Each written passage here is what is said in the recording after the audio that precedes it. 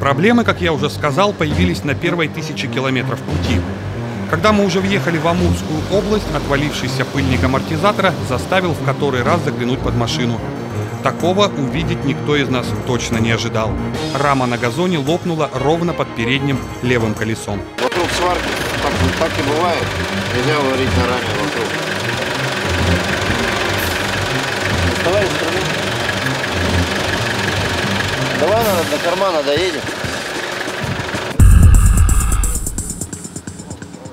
Сварку надо, на железную дорогу ехать и вариться.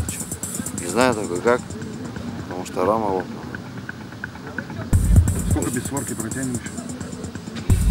До Алтая. Амортизатора не будет, что? Без амортизатора ехать. Без амортизатора, если ехать, то можно? Ну, можно. Просто быстро не поедешь. Может так качнуть, что с дороги качает. Пока снимали отвалившийся амортизатор, параллельно созванивались с Якутском. Консультации, правда, сводились лишь к моральной поддержке. Наберитесь терпения.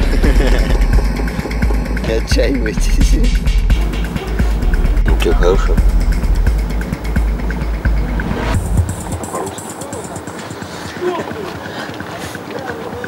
В камеру материться не буду.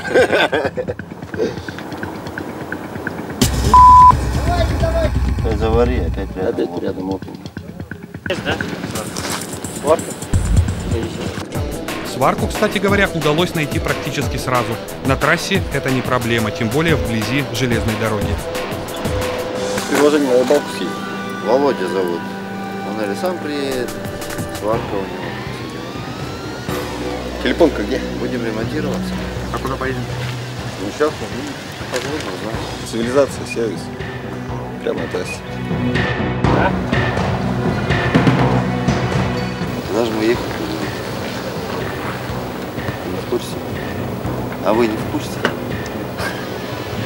Амортизатор по счастливому стечению обстоятельств оторвался как раз напротив железнодорожной станции Семиозерск. Здесь некий сварщик Володя согласился за сходную цену помочь нам с ремонтом. Некогда, но видишь, работать.